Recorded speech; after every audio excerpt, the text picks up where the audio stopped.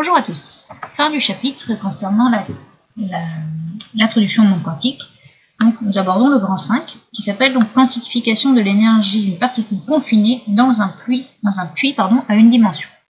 Alors ce grand 5 là, ce paragraphe grand 5, vous allez pouvoir traiter, la quantification de l'énergie d'une particule confinée dans un puits à une dimension. Vous allez être capable de le traiter d'une autre façon l'année prochaine en résolvant l'équation de Schrödinger qu'on a vue dans la vidéo précédente. En résolvant donc cette équation là, différentielle là, dans une situation bien particulière. Cette année, alors ce n'est pas le traitement le plus rigoureux parce qu'on va procéder par analogie. Donc on va voir comment est-ce qu'on va pouvoir déterminer donc l'énergie d'une particule confinée par analogie avec ce qu'on a vu sur la quantification des modes modes de vibration des ondes lorsqu'elles sont superposées. Alors si on lit un petit peu ce qui est écrit sur le poly, vous avez une particule confinée dans un puits à une dimension. Alors si on représente ce que c'est, eh bien vous avez par exemple donc un puits, c'est-à-dire deux barrières, une particule qui est libre de se déplacer entre les positions. Alors, on continue à écrire. Entre les positions. Ici, on va dire, donc c'est l'axe gradué en x égale 0. Et ici, x égale L, donc l'axe x ici. Et là, donc c'est une échelle d'énergie potentielle. Vous avez ici une énergie potentielle qui tend vers l'infini de ce côté du puits, pour les x inférieurs à 0. Donc je vais l'écrire comme ceci. EP, on peut l'écrire là. Hop, plutôt comme ceci, le système.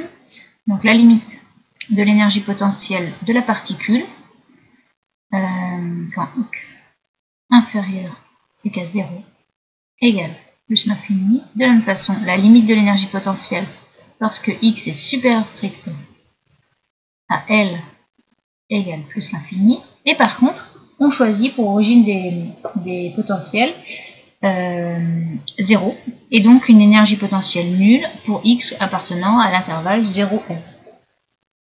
Et donc, hop, un dernier point, EP dans la zone entre 2 égale 0 pour x appartenant à 0L.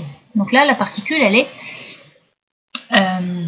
soumise à une énergie potentielle infinie ici, une énergie potentielle infinie là, et une énergie potentielle prise dont l'origine est prise égale à 0 au niveau de... Alors voilà. Alors c'est comme, en fait, la particule, elle est enfermée dans un puits, et elle reste confinée, elle ne peut pas sortir de cette cavité-là.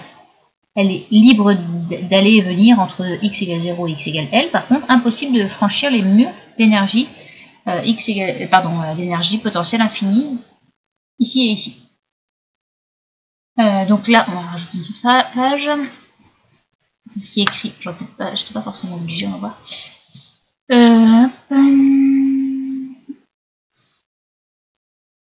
On va refaire ça.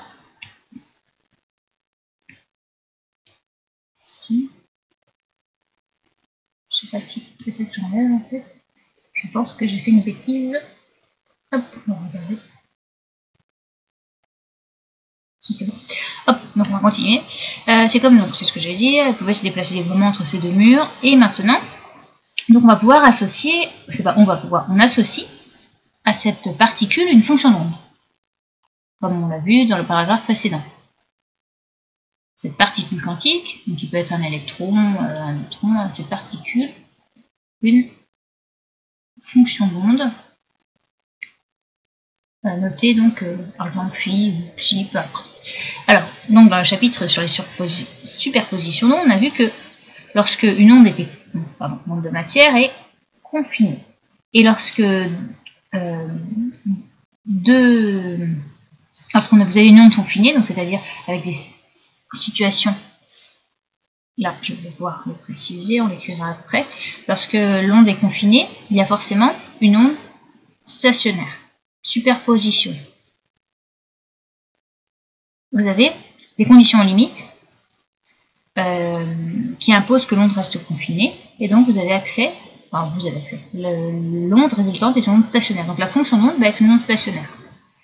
Et maintenant, là, la probabilité de rencontrer la particule va être liée forcément à la fonction d'onde. Comme on a vu la définition de ce que c'était la probabilité de présence liée au puits carré et au volume élémentaire dans lequel se trouve la particule. Et bien ici, de ce côté de la barrière, tout comme de ce côté de la barrière, la probabilité de rencontrer la particule est nulle.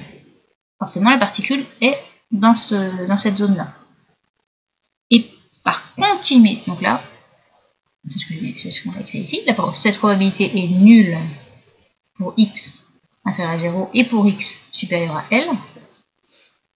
On va faire un petit peu de place. Là, et pour x supérieur à L, c'est ce qui est écrit ici. Par continuité de la fonction d'onde, alors ça, on ne le justifie pas, mais la fonction d'onde est une fonction continue. Étant donné donc que cette fonction est continue en x égale 0, je refais ici, et en x égale L, eh bien, la probabilité est toujours phi égale 0 en x égale 0, et phi égale 0 en x égale L.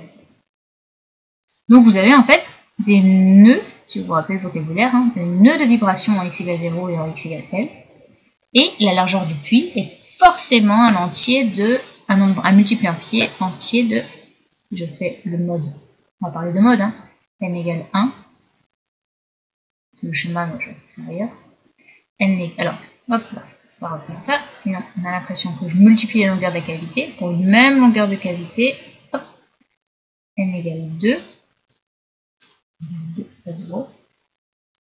2. Donc là, vous reconnaissez, si je poursuis ici en pointillé en vert, non, c'est pas une bonne idée d'avoir ça là. Hop, en poursuivant en vert, là, un multiple entier de la demi-longueur d'onde. Là, si je poursuis, ici vous avez une longueur d'onde complète. Là, vous vous rappelez, là, donc là c'est la cavité. Hop, je fais. La longueur L ici. Et la longueur d'onde, je mets en vert, hop. Là vous avez lambda 1. Si je le fais pour le mode 2, vous avez toujours la cavité. Hop, comme ceci. Mais cette fois, n égale 2, et donc vous avez L égale lambda 2. Donc un multiple entier de la demi-longueur d'onde. Je vais écrire un multiple entier de lambda sur 2. Hop, pour compléter ici les pointillés que je n'ai pas fait. Et donc maintenant, on va pouvoir remplir. On a donc L égale n lambda de Broglie sur 2. On peut associer une longueur d'onde à la particule n appartenant à n étoile. Donc ceci, ça va nous servir pour la suite. C'est le fait que donc la longueur de la cavité, pour que la particule soit confinée, enfin possède une probabilité de présence nulle en x égale 0 et en x égale L, ça impose cette longueur, ce lien entre la longueur de la cavité et la longueur d'onde de Broglie. Ensuite, donc on en déduit lambda de Broglie égale 2L sur n. Donc on a le lien entre la longueur d'onde et la longueur de la cavité. Maintenant, on va essayer de quantifier l'énergie. Alors, comment est-ce qu'on va faire ça? L'énergie mécanique de la particule dans le puits, vous connaissez, c'est évidemment la somme EC plus EP. Or, dans le puits, on a choisi que l'origine de l'énergie potentielle était prise au niveau du puits. EP égale 0. Choix de l'origine. Ce qui nous donne simplement que le fait que l'énergie mécanique, c'est ça quand même la question du paragraphe 5, se limite à 1/2 de m de la particule v au carré. Alors, on a ça, et on a également le fait que on sait que la longueur d'onde de Broglie est égale à ça. Alors pour l'instant, on n'a pas trop le lien entre les deux grandeurs, les deux expressions. Mais vous avez en tête, je peux l'écrire au-dessus, P égale H sur lambda de Broglie. C'est la quantité de mouvement est liée à la longueur d'onde de la particule à laquelle vous associez une quantité de mouvement, et donc à la constante de Planck. Donc, vous pouvez poursuivre et faire intervenir la quantité de mouvement. Ici, vous avez mv au carré, en fait, vous avez le carré ici, sur 2m pour conserver, un demi je l'ai mis. Vous pouvez le garder pour conserver la même écriture, pour dire simplement que je reconnais ici un demi et ici, hop. Autrement dit, p carré sur 2m. Donc, évidemment, inutile d'apprendre que les expressions, hein, il faut savoir les retrouver et savoir que l'énergie cinétique 1 demi de mv carré, que c'est aussi p carré sur 2m. Il n'y a rien de nouveau, mais il faut que vous sachiez refaire la démonstration, mais sans la prendre ligne par ligne. Je remplace p carré par h sur lambda de Broglie, en n'oubliant pas le carré, fois 1 sur 2m, et le calcul est presque terminé, enfin il est même terminé.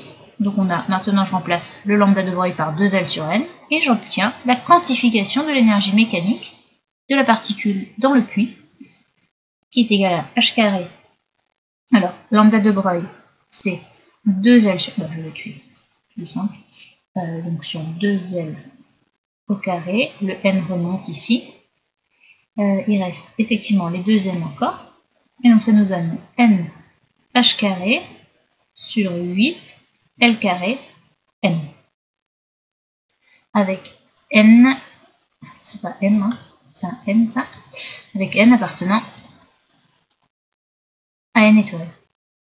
Je vais encadrer le résultat quand même. Donc ça c'est E. L'énergie, en fait, c'est En du niveau quantifié. Alors je mets un N, mais là c'est énergie mécanique. Le M est pour mécanique, mais on peut écrire aussi un N pour quantifié. Donc là, contrairement à tout ce qu'on a vu jusqu'à présent au niveau des systèmes mécaniques, et bien là, l'énergie ne peut pas prendre toutes les valeurs pour le système, elle est quantifiée. Ben voilà, c'était ça le point à retenir. L'énergie de la particule dans le puits est quantifiée. Alors, donc je réécris ici un En égale donc n carré, non, n h carré sur 8 ml carré. Donc vous avez bien pourquoi est-ce qu'on sait que c'est quantifié, c'est le fameux n ici qui fait que l'énergie mécanique ne peut pas prendre toutes les valeurs. L'écart entre deux niveaux consécutifs, eh bien, on va faire delta E, autrement dit E n plus 1 moins En. Donc ça nous donne vous remplacer, donc n plus 1 au carré moins n carré h carré sur 8 ml2. Ici vous avez a carré moins b carré, donc vous pouvez écrire n plus 1 moins n, facteur de n plus 1 plus n, h carré sur 8 ml carré, ce qui donne 2n plus 1, 2n plus 1, h carré sur 8 ml carré. Et on peut remarquer que l'écart entre deux niveaux consécutifs d'énergie augmente avec n. On va noter ça ici. Je ne prends pas une nouvelle page pour que vous ayez tout sous les yeux là d'un coup. L'écart entre deux niveaux, peut-être que justement vous avez de la place certainement, deux niveaux consécutifs d'énergie augmente avec n. Donc ça veut dire, là je peux prendre ensuite. On peut représenter les niveaux, hein. On peut représenter hop, entre le niveau n égale 1, n égale 2, n égale 3, je vais pas avoir beaucoup de place, mais n égale 4, l'écart augmente, et donc vous avez le niveau ici, le n, comme ceci. Et donc le delta E, pardon, augmente avec n. L'énergie minimale, énergie du niveau fondamental. Alors, E1, eh bien, c'est simple, c'est l'énergie du niveau fondamental, c'est h carré sur 8 ml2. Et si on avait adopté, c'est ce qu'il a remarqué, écrit ici, une description classique, on aurait obtenu une énergie minimale nulle. Et donc, attention, différence avec la mécanique classique.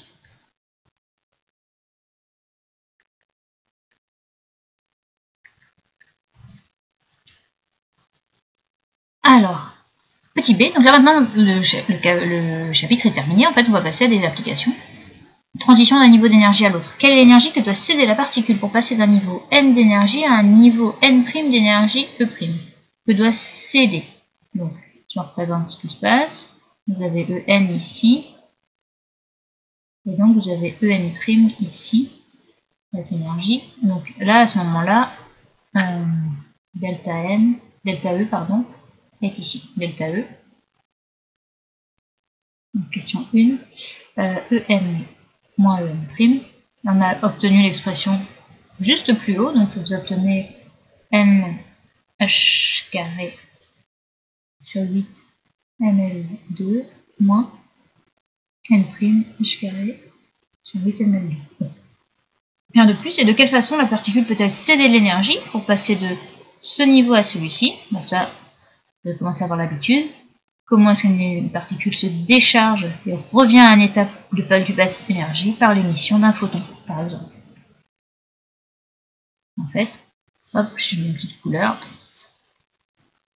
Un petit photon qui s'en va, émission d'un photon. Et justement, ça nous mène directement à l'application au puits quantique, l'utilisation de semi-conducteurs constitués de puits quantiques, donc l'arsénure de gallium, aluminium,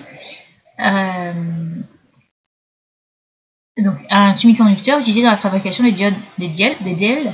Et donc vous avez une couche de GAS, gallium acetate, qui est prise en sandwich ici. On va le représenter. Hop. Hop. Là vous avez la couche active, ce qui est appelé couche active. GAAS, donc gallium acetate, prise en sandwich entre deux couches de gallium aluminium acetate. Ce qui va changer, c'est que le nombre d'électrons, en fait, ne va pas être le même. On va avoir un dopage, donc soit par des trous ou soit par des électrons. On va voir. C'est pas votre programme, donc ne pas s'étendre là-dessus. En tout cas, vous avez les deux couches ici. Et après, on revient sur donc du gallium acetate ici. Alors, si on lit l'énoncé, étant donné que les électrons se trouvent au sein de cette structure, ils n'ont plus la masse M, mais sont affectés d'une masse effective M électrons étoiles. Bon, c'est noté comme ça, très bien. Tel que, finalement, la masse des électrons n'est pas 9,1 10 puissance 31 kg, mais 0,067 fois cette masse-là. En fait, c'est pour, ça revient à prendre en compte les effets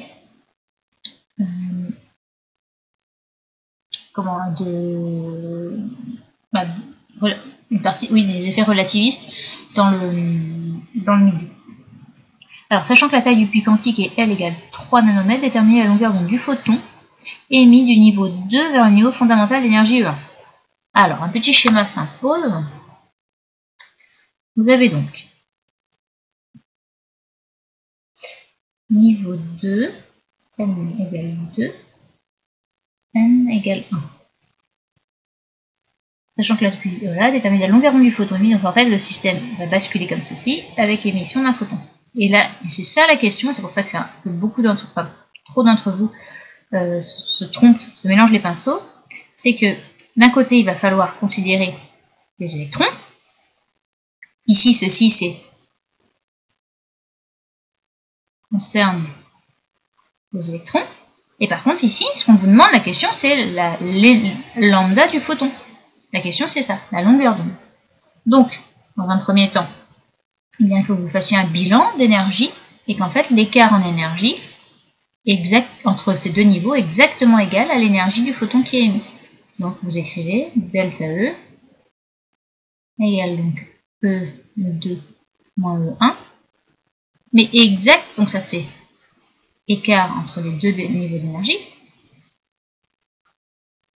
Et cet écart entre les deux niveaux d'énergie successifs de l'électron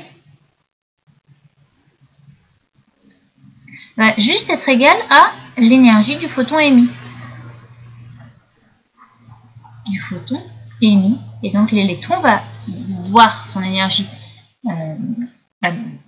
baisser lors de l'émission du photon. Donc on va avoir, donc j'aurais écrit E2 moins E1 égale H nu, en fait ça c'est l'énergie, donc ça c'est, je précise, ça c'est E moins, ça c'est le photon, mais l'écart en énergie est le même.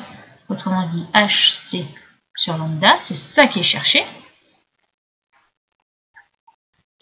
Et, alors je ne vais pas tout refaire parce qu'on vient de le faire, mais par contre, si vous avez cet exercice en colle, eh bien il vous faudrait justifier le fait que En soit égal à NH carré sur 8ML carré, je précise, à justifier que ce soit à l'écrit ou en colle. À l'écrit ou en colle. Des mots à connaître, enfin alors à connaître, oui, pas forcément par cœur, mais à savoir refaire et à comprendre tout ce dont il s'agit. Et donc maintenant, eh bien on connaît tout. Il manque un n carré. Je l'ai oublié 2 fois d'ailleurs, le n carré. Il me semble qu'en le réécrivant, j'ai oublié le n carré ici. Hop là, alors, rajouter des petites... Vous m'auriez dit évidemment, à juste titre, le n carré, je n'ai même pas réécrit au niveau de l'écart en énergie ici. Donc, eh bien, maintenant on remplace n par 2. Donc, vous avez donc HC sur lambda égale 2 fois 2, 4, moins 1, 3, 8e de H carré sur ML carré. On simplifie par ceci et on va isoler, donc lambda égale 8ML carré C sur 3. Qu'est-ce que j'ai un H ici? Oui. Non, pardon, sur 3H. Voilà. Alors, on va travailler en ordre de grandeur. Lambda, donc ordre de grandeur. Et puis après, évidemment, vous prenez votre calculatrice et puis vous faites le calcul. Donc, 8 fois 0,0. Hop là. On a dit 0,0. 67. 0,067 fois 9,1. Au départ, j'écris tous les chiffres significatifs et puis on va simplifier après. Fois, alors la longueur de la cavité, c'est, je crois que c'est 3 nanomètres, j'aurais dû vérifier n'importe quoi. C'est 3 nanomètres, c'est ça. Donc, on va se tromper, pas oublier le carré. 3 10 puissance moins 9 au carré fois 3 10 puissance 8. Sur 3 fois 6,63 10 puissance moins 34. Alors on peut simplifier déjà un petit peu. Donc ici les 3 se simplifient, je mets de couleur. Les 3 se simplifient. Ici ça nous donne 3 fois 3. 9 fois 9. Donc 81. Pour l'instant je vais tout réécrire. Donc 8 fois 81 fois 0,0. Alors ça je vais peut-être pouvoir l'écrire ici. Hop, en écriture scientifique, ce sera plus lisible pour la suite. Donc fois 6,7 fois 10 puissance moins 2. Donc là, ici, j'ai fait l'approximation 9,1 égale à peu près 9, fois le 9 ici. Donc il reste les 10 puissance moins 31, fois les 10 puissance moins 18. 9 fois 2 ici, moins 9 fois 2. Divisé par, donc, je mets bien au-dessus, 6,63, j'aurais écrit fois 10 puissance moins 34. Et là, maintenant, je simplifie ici et ici. Et je vais pouvoir continuer le calcul. Donc 8 fois 8, 64, 640, 6,4 fois 10 puissance 2, fois 10 puissance moins 2, on va simplifier. fois 10 puissance, donc là, ça nous donne... Alors, 10 puissance plus 3. 10 puissance moins 15. Voilà. Et donc, je ne suis pas satisfaite. Pourquoi j'ai mis 18 ici? Ça qui va pas. Hop. Pourquoi est-ce que j'ai mis un 8? C'était un moins 8 tout simplement. Parce que un 10 puissance 8, pardon, tout simplement. Là qui ne va pas aller. Alors, on reprend le calcul tranquillement. Donc ici, 2 moins 2. Donc 10 moins 31 et moins 34 ici, donc plus 3. 10 puissance... ah si, c'était... J'ai oublié. Non, ça c'était bon. Moins 18, j'ai oublié le 3 10 puissance 8 ici. Il y a un problème de... C'est bien le moins 18 ici. Mais j'ai oublié. Par contre, j'avais oublié le 10 puissance 8 de la célérité dans la lumière dans le vide. Hop. Donc on reprend. Moins 31, moins 34, plus 3. Donc moins 15, plus 8, moins 7. Autrement dit, en ordre de grandeur, alors vous allez faire le calcul, hein, mais 6,4 fois 10 puissance moins 7 mètres, autrement dit, de l'ordre de grandeur, 640 nanomètres. Si vous avez fait le calcul, j'ai pas de calculatrice à proximité, faites le calcul proprement, on va trouver quelque chose. Déjà, on tombe dans le visible, c'est intéressant. La remarque, c'est ça, c'est quand même que cette diode électroluminescente va nous donner une lumière dans le visible. L'émission sera dans le visible. Donc, ça pour vous montrer que vous devez être capables tous de faire ce genre d'application numérique sans calculatrice. Ces simplifications, vous avez le droit de, comme j'ai fait, d'oublier un terme. Je m'en suis aperçu tout de suite parce qu'il y avait un problème dans l'ordre de grandeur qu'on avait trouvé. C'était pas du tout cohérent avec le fait qu'on disait que c'était une diode électroluminescente. Voilà, donc c'est ce qui clôt ce chapitre. Ne tardez pas trop pour faire les exercices. N'hésitez pas à poser des questions. Je vous donnerai un corrigé. Alors, au niveau des corrigés pour les acides bases, étant donné que personne n'a demandé, je ne vous les donne pas. Si, ça veut dire que vous les avez pas traités encore, hein, mais ne tardez pas trop non plus. Alors, je suis d'accord qu'au concours blanc, vous n'avez pas d'acide base. Par contre, si vous attendez la semaine d'après le concours blanc, qui est encore une semaine à distance, pour vous mettre à jour à la fois sur les acides bases, sur la quantique, plus suivre le nouveau chapitre, eh bien, ça va pas le faire du tout.